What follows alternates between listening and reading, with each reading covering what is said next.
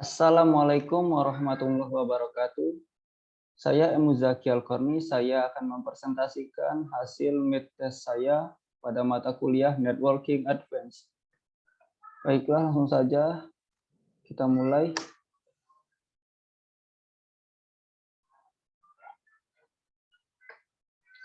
Soal pertama, sebutkan dan jelaskan konsep rekayasa terstruktur jaringan komputer. Menurut Hidayatno, rekayasa sistem adalah kumpulan konsep, pendekatan, dan metodologi, serta alat bantu tools untuk merancang dan menginstalasi sebuah kompleks sistem. Dengan berdasarkan pada pengertian rekayasa sistem, maka dapat dimaksudkan bahwa metode rekayasa sistem jaringan komputer adalah kumpulan konsep, pendekatan, dan metodologi, serta alat-alat bantu tools untuk merancang dan menginstalasi sebuah sistem jaringan komputer yang kompleks. Dalam pelaksanaannya, metode rekayasa sistem jaringan komputer melalui tahap-tahapan sebagai berikut. 1. Requirement gathering, yaitu tahap pengumpulan informasi yang dibutuhkan untuk rekayasa sistem dan melakukan analisa kebutuhan. Kegiatan yang dilaksanakan diantaranya 1. Studi literatur, yaitu pengumpulan data dengan cara mengumpulkan literatur, jurnal, paper, dan bacaan-bacaan yang ada kaitannya dengan perekayasaan sistem jaringan komputer metode lainnya. Kedua, site survey. Kegiatan dalam site survey mencakup observasi dan wawancara secara langsung ke lokasi di mana kita akan melaksanakan perancangan jaringan komputer. Hal ini bertujuan untuk memperoleh data yang paling akurat tentang kondisi yang ada saat ini. Dalam proses site survey dilakukan pendokumentasikan hal-hal penting yang berkaitan dengan proses analisa sistem seperti jumlah pengguna, aplikasi yang dibutuhkan nantinya, pengguna dan peralatan yang dipakai,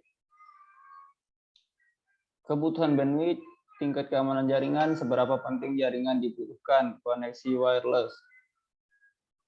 Dalam site survei ini juga akan didokumentasikan pula tentang topologi jaringan yang sudah ada di tempat yang menjadi objek kita tersebut, baik topologi fisik maupun logis. Informasi yang perlu dicatat dalam pendokumentasian topologi fisik yaitu 1. Lokasi fisik dari peralatan seperti router, switch, dan host. 2. Bagaimana peralatan tersebut saling terkoneksi. 3. Jalur dan panjang kabel atau media transmisi lainnya. 4. Konfigurasi hardware seperti host dan server.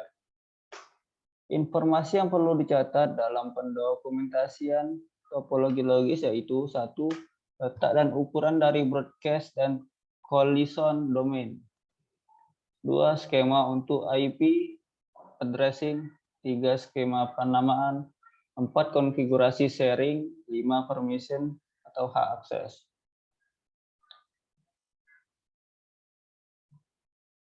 Yang kedua, dalam pelaksanaan metode rekayasa sistem jaringan komputer melalui tahap-tahapan sebagai berikut.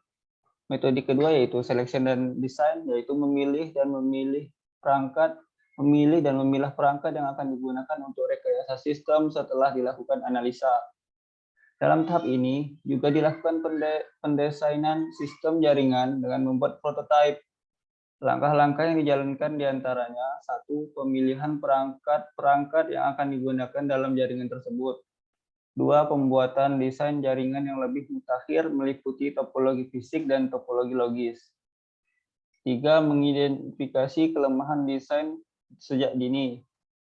4. Pembuatan dan pengujian prototipe menggunakan paket tracer untuk pembuatan prototipe topologi fisik dan topologi logis. Menggunakan VirtualBox untuk pembuatan prototipe file server.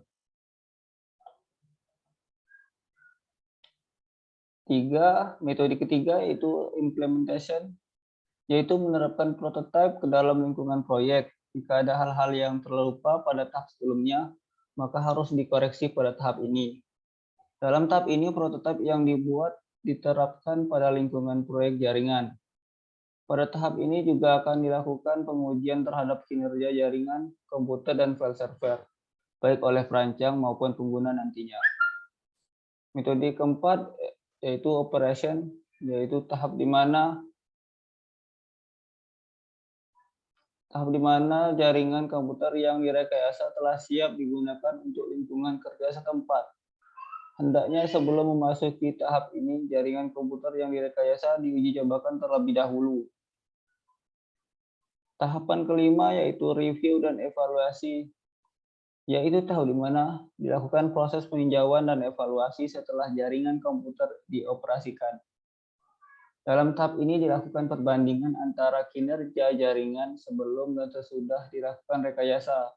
Bandingkan apakah tujuan yang diinginkan pengguna sudah sesuai dengan proyek rekayasa yang dibuat. Soal kedua yaitu jelaskan kenapa sebuah organisasi membutuhkan WAN. WAN adalah sebuah jaringan yang memiliki jarak yang sangat luas karena radiusnya mencakup sebuah negara dan benua. WAN menggunakan sarana fasilitas transmisi seperti telepon, kabel bawah laut, ataupun satelit. Kecepatan transmisi beragam dari 2 Mbps, 3 Mbps, 45 Mbps, 155 Mbps, sampai 625 Mbps. Kadang-kadang lebih. Faktor khusus yang mempengaruhi desain dan performance-nya terletak pada siklus komunikasi, seperti jaringan telepon, satelit, atau komunikasi pembawa lainnya. Kelebihan WAN: 1. Berbagai informasi atau file melalui area yang lebih besar. 2. Semua orang yang ada di jaringan ini dapat menggunakan data yang sama. 3. Mempunyai sistem jaringan yang besar atau luas sehingga mampu menjangkau negara, benua, bahkan seluruh dunia. 4. Jika terkoneksi dengan jaringan internet, transfer file pada tempat yang jaraknya jauh bisa dilakukan secara cepat. 5. Dapat berbagi research dengan koneksi workstation.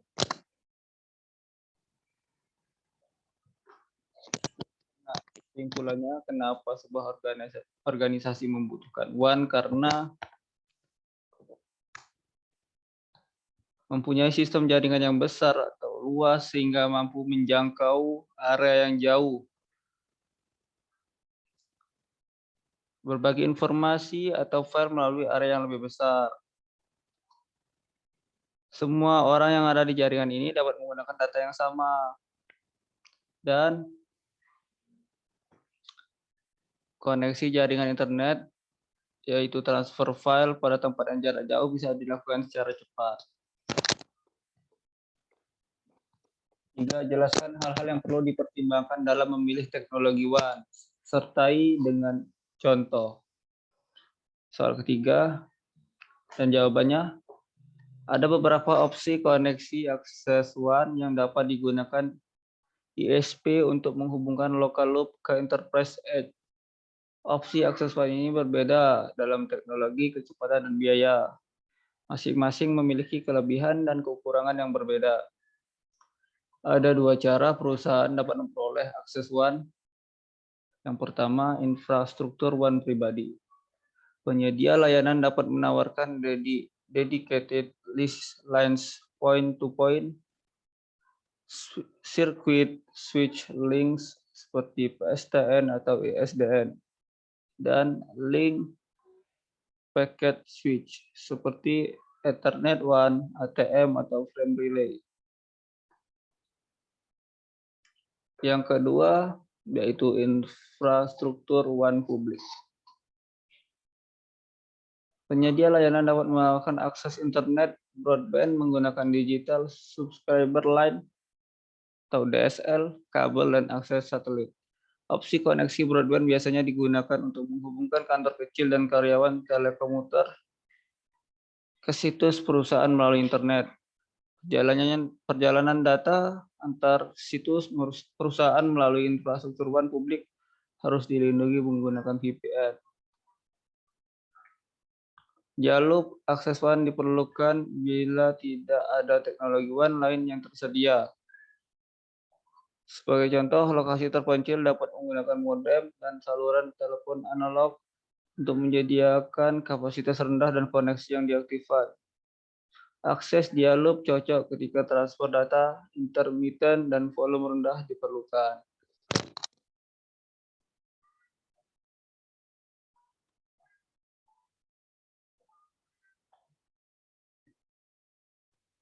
Ya, bisa di pause video ini jika ingin membacanya.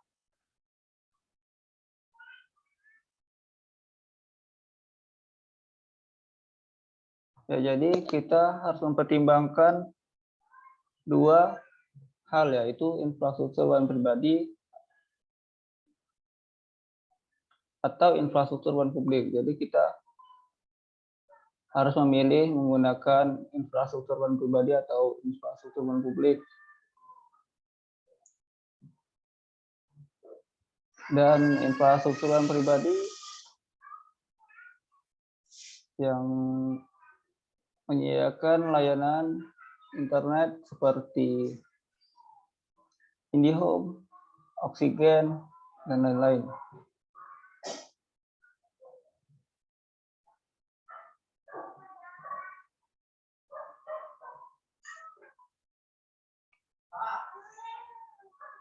Soal nomor 4, jelaskan jenis-jenis paket yang terdapat pada AGRP.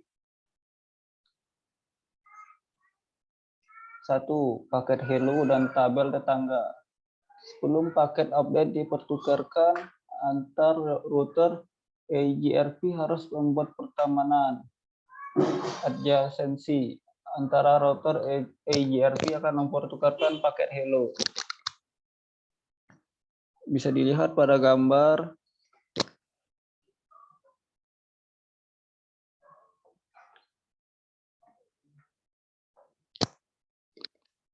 Paket kedua yaitu paket update dan ACK. Si route dalam tabel routing. Balasan berupa paket ACK. Jenis paket yang ketiga yaitu paket query dan reply. Paket query akan dikirimkan hanya pada saat terjadi perubahan topologi dalam jaringan. Soal nomor 5. Jelaskan tentang metrik komposit. Matriks adalah bahan utama dari sebuah material komposit yang akan dinaikkan mechanical properties-nya oleh bahan penguat reinforcement. Metrik ini harus mampu mengikat bahan reinforcement dengan baik agar tidak terjadi fenomena fiber pull out, yaitu serat yang terlepas dari metrik. Sebenarnya tujuan membuat material komposit adalah untuk meningkatkan bahan metrik ini. Jadi kuncinya bahan reinforcement harus memiliki kekuatan yang lebih baik daripada matriks. Jenis-jenis bahan matriks komposit. Banyak sekali bahan di alam ini yang dapat Anda jadikan sebagai metrik dalam sebuah komposit. Namun jika dikelompokkan menurut jenisnya, terdapat 3 jenis metrik, yaitu metrik dari bahan polimer, logam, dan keramik. Dan penjelasannya bisa dibaca pada slide berikut.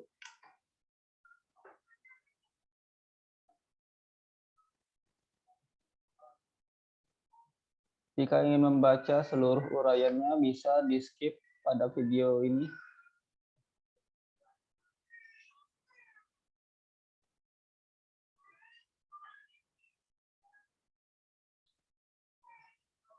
Ya, cukup sampai segini presentasi dari saya. Apabila ada kekurangan dan kesalahan dalam penyampaian dan perbuatan, mohon dimaafkan. Wabillahi taufiq wal hidayah. Assalamualaikum warahmatullahi wabarakatuh.